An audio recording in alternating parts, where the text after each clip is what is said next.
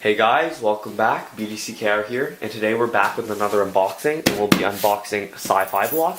As always, a huge shout out to Nerd Block for sending this to us, and as you open it up, I'll explain what it is.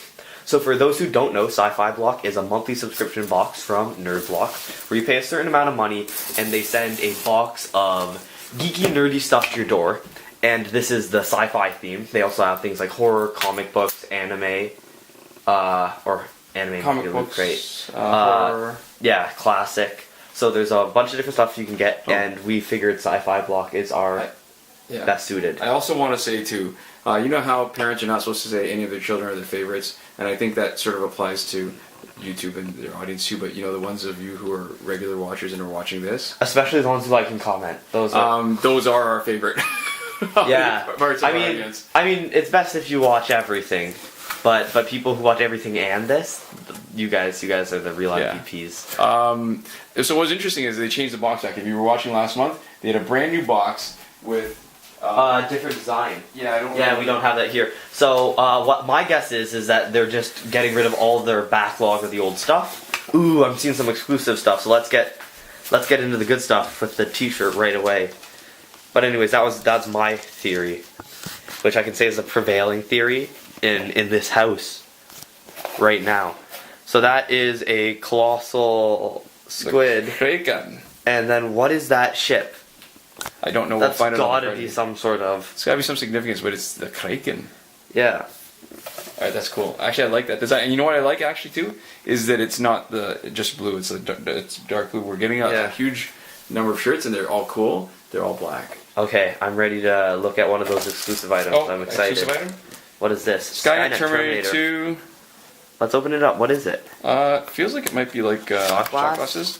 Oh yeah. 2 shot glasses. Oh, you know what? I think the idea is cool. head-shaped? At some point we're gonna run out of room for shot glasses. There's only so many shot glasses. There are only so many shots we can drink. Design. This is beautiful. I like the shiny, reflective. And then that is Skynet. So we've got a Skynet one and a Terminator one. That's pretty cool. And for free, you guys get two bubbles. Oh, the satisfaction of popping those. I love popping those. The satisfaction of hearing somebody else pop bubbles. And we can, I guess. Alright. Alright, oh, you want the exclusive first? Sure, yeah. Let's see what we got. Surreal Entertainment. There's a sticker we need to peel off. Or cut off. There we go. Getting the green Swiss Army knife out. What is it? It doesn't feel heavy enough to be a mug, but it's the right size to be a mug. I'm excited. What is it? What do we get? Oh! It's a Death Star, like a candle cup. holder. Is it a candle holder? It's like it's like you could drink out of it. It's almost like a cup. Huh. Hand wash only, do not microwave. I don't know. And you know what's funny about the little part where the laser comes out? It's perfect for where your thumb goes, so it sits like really comfortable in your hand. That's pretty cool. Oh, uh-oh, there's reflection. Okay. Oh, crap. That's dangerous. It is. For our, what do you call it? Our secret identities? Yeah, in case we have to cut out a little part of the video here. Oh, crap, it's all kind of potentially bad. Ooh, I like this. This is nice, it's a pin. Okay, so that's like a kind of sci-fi, like army pin. Like some sort of rank. Military kind of. Ooh, I hope you guys get to see that Death Star. I hope we don't have to cut out any of the visuals. Oh! We need a tie. Alderaan and Death Star tie. I would wear this. I would totally wear this. I might actually wear this. That is pretty cool. Okay. That is sweet. Now, for Nerd Block, this has to be polyester. I'm just curious. There's no way this could be anything. No, silk. Well, alright, so cotton, premium for clothing now, it used to be cotton. Like it would have to be all cotton, but now it's like a microfiber, which is a form of polyester. So in ties, it is silk. But this is, does it say? Brought to you by Surreal Entertainment. So I guess maybe they've got a big license for it. I would, except it slides right out. So yeah, it feels polyester. Yeah, that's cool. That's still pretty nice. I would totally wear that. Alright. That's pretty cool. So, okay. Alright, so that's a $10 credit, and what's the last item? It looks like a Rubik's Cube. Board puzzle cube. Rubik's Cube. Yeah. Now these are always so much harder because I think what. Oh, because you got to orient the center. Printed, yeah, you have to orient each piece around the center, and you have to orient the center on any graphic puzzle cubes. Yep. Because the problem is, like, the rotation of each individual face almost matters. So these are actually, I can't say they're almost impossible to solve, but you can't use the same technique for solving an actual. Oh my god, you know how hard that's going to be to do? Because they all look the same? Holy crap. That is That's hilarious. Is it already mixed up? That is... Alright, okay, hold on. No, they're actual... Oh. I think it's an actual picture. But they all look the same. That's hilarious. Well, they look similar enough that you can't tell the difference. And it looks like... It almost looks like it's already mixed up. It almost does. I don't know that I could actually, even if the centers It's cool were looking. oriented, I don't think I could ever do that. We'll have to check if it's mixed up or not already, because if it is, we can just mess with this. I almost think you wouldn't be able to tell. Alright, there's our credit. $10 credit, as Nerd always. Block. This is the next month's, where it's got, oh, Dungeons and Dragons, cool. Oh man. Harry Potter, Lord of the pretty Rings, cool Doctor stuff. Who. Sci-Fan. Alright, and this tells us what we got this month. Alright, so hold on. Star Trek Borg Puzzle Cube. Yeah.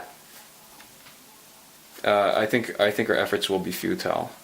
So, oh, it's 20,000 Leagues Under the Sea. Okay. Captain Nemo. Alright, cool. Star Wars Death Star pencil. It's a pencil holder! Okay. Okay. Alright, so I'm not drinking out of that. Although I do use mugs to hold pencils. There's a Star Wars Alderaan tie, which we knew. A fleet pin. Join Johnny Rico and the Roughnecks in the war against the Arachnids. Will you be victorious? Johnny Rico, does that mean it's Starship Troopers? I guess so. Johnny Rico. Isn't that Starship Troopers? Robert Heinlein? I have no clue. Skynet Terminator 2. Shot classes. Nice. There we go. Okay, so there we go. That was the box. I really think the shirt and tie made it. Yeah. For this one. And the pencil holder's pretty cool too.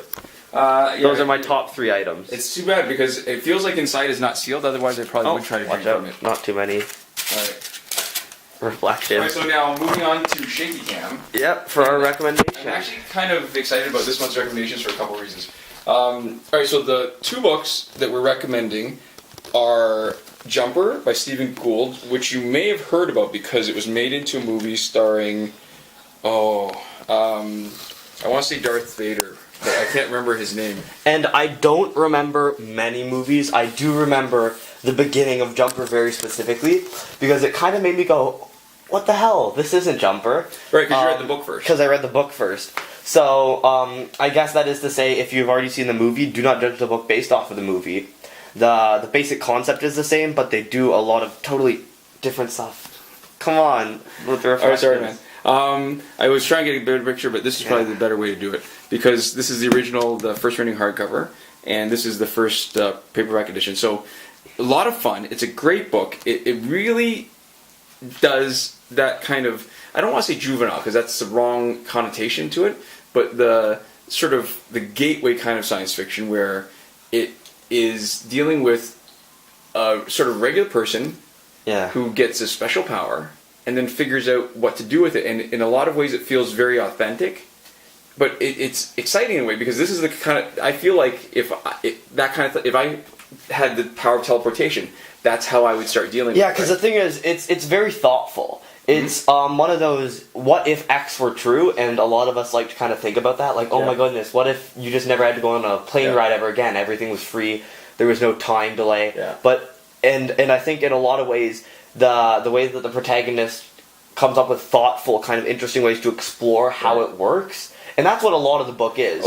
It's just him figuring out how it works and doing interesting stuff with it, and I feel like that's really accurate to the way that a lot of real people would behave about it. And when you say accurate, that reminds me, there's one scene in it where he's in a fancy restaurant for the first time, and the way he navigates the things he doesn't know with the help of, I think it was the waiter, was really cool, because that makes it feel that much more authentic. Like, this isn't a kid who knows everything, you know, like, just because you have power doesn't mean that all of a sudden you know, like, everything. Because I think it's a really fun book. Yeah. And I think why it's so fun is because you go, oh my god, what would happen if you did this? What would happen if you did this? And the protagonist is kind of in that headspace with you. Because in a lot of, like, novels where there's some sort of, like, magical capacity, or just anything that people can't do, and say, what if this were true?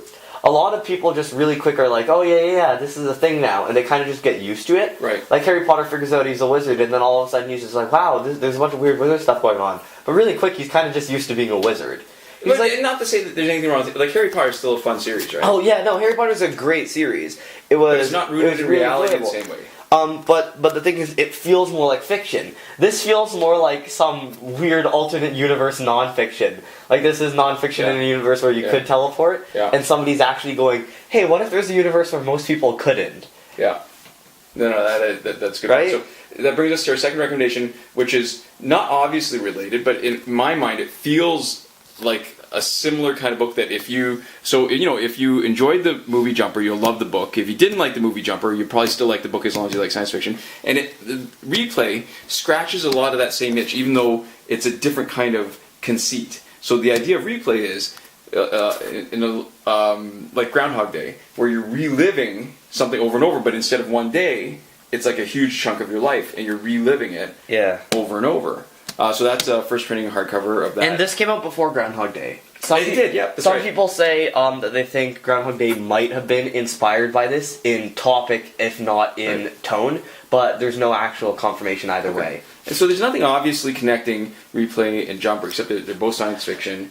And they go about kind of describing their worlds and figuring things out and interact. The way that they interact with this kind of unusual occurrence, the way that they behave, like kind of post event, reminds me of the other book, each one. And there, you know what else is? I guess that the obvious similarities are that they're rooted in today. I mean, this is not so much today as it is in the time that it was written, which was in the 80s. Yeah. And that is, like, neither of them are, there's a lot of science fiction that goes to the future. Neither one does this. And it's rooted in sort of present day as it applies to the story. I think they do a lot of work, and a lot of successful work, in making it feel like it's real, right? Yeah. Because in a lot of books, there is a certain suspension of disbelief. And it's not that there isn't in these, right? You are obviously taking that one big leap of, if this were true. Yeah. But I think everything that they do that isn't part of that one individual conceit, that isn't part of, like, kind of what you would read on the blurb on the back, everything else is meant to kind of make it feel as real to you as it possibly can. And I think that's something that not a lot of books do. They have that conceit, and then they push it a little bit. They're like, oh, and this is possible, and this is possible. Yeah. And it's a natural progression, and it's used to kind of make things interesting in a different way, right? But this is kind of really trying to go for as realistic as possible, I think, in a lot of ways. There's a lot of science fiction that's almost disorienting in terms of how much there is that's new. Yeah. And that, if you're reading that story, that's not a bad thing. That's cool, right? Like most of the books I read are like that. Okay, like the Takeshi Kovacs series that we recommended recently, right? Totally like kind of cyberpunk, noirish kind of, but it's a whole future it's not recognizable. These are recognizable, but with that one element that makes this really cool story. Both are a huge amount of fun. So Replay by Ken Grimwood, highly recommended. Jumpers by Stephen Gould, highly recommended. Do yourself a favor, read both. Yeah, so there we go. That was the unboxing. That was the recommendation. Thank you guys so much for watching. We'll see you next time. Komoda.